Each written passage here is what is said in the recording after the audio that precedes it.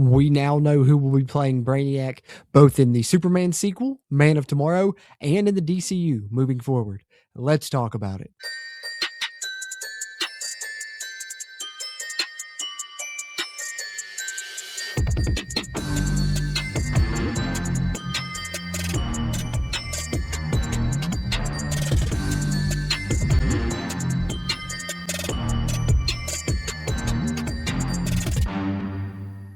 What's happening? What's happening? What's happening? Welcome back into JC's Movies, where you can see all kind of movie and TV show content with me, JC, here today to continue our coverage of the DCU as we have big news moving forward for the future.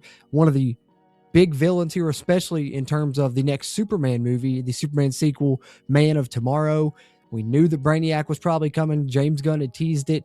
He has now confirmed it, not only that he is indeed in the movie, but also the actor has been cast, and we're going to talk about that here in this video. Before we get there, just a quick reminder, take a second, hit that thumbs up button. Really helps us out a ton with that algorithm, helps us find other fans of the DCU like yourself, and if you're someone that enjoys the DCU, we'll be covering it here on JC's Movies. We also like to talk horror movies, comedy movies as well, so if that's up your alley, be sure to hit that subscribe button. We'd really appreciate that as we continue to try and grow the channel here on YouTube. With that being said, let's talk about Brainiac in the DCU.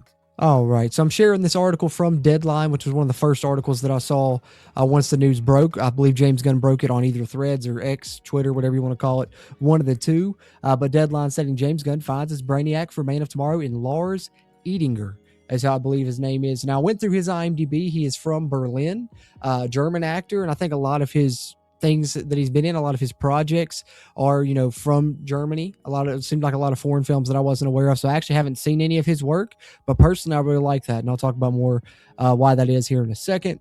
German actor Lars Eidinger will be Brainiac in James Gunn's Superman and Lex Luthor movie, Man of Tomorrow.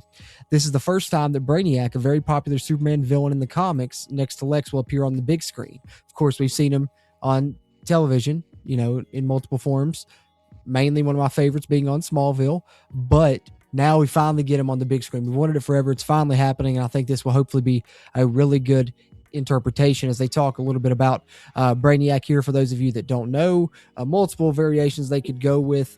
Here in Deadline, they talk about Brainiac being a really smart android who comes from the planet of Kal-el. He's hell-bent on collecting all the knowledge in the universe. What we know about Man of Tomorrow is that David Gordon Sweat's Superman and Nicholas Holt's Luthor have to team up against a new threat in the galaxy. Got to expect that that's Brainiac now. Of course, if we know, shrinking cities, destroying planets, and maybe, the Supergirl movie might tease this up a little bit. Perhaps you would think so if you know that story. In the comics, he has this history of shrinking, Krypton, and some storylines, he's even the one that destructed the planet. So I'm saying depending on which version they want to roll with. But from the Deadline report here, you can see he is an award-nominated actor in Europe, so got that going for us there. So definitely, highly valued, highly touted. And so here was the post that James Gunn wrote. He said, in our worldwide search for Brainiac in Man of Tomorrow, Lars Eidinger rose to the top. Welcome to the DCU, Lars. The production for Man of Tomorrow, rumored to be starting in April, is the target date. And, of course, the release date coming July 9th, 2027. So we'll get Supergirl next year, then the sequel to Superman with Man of Tomorrow in the following year. And I wanted to wrap up with this from Yahoo as they talk a little bit about the take of Brainiac that they might be going for in this movie and the comic run that it may be based on. As they say, it could be taking inspiration from a creepy, wonderful take on the villain. And there you see some nice Superman Brainiac artwork. Okay, so here we are where they talk about a fan asking, what particular Brainiac James Gunn thought he might take inspiration from. And this was James Gunn's reply.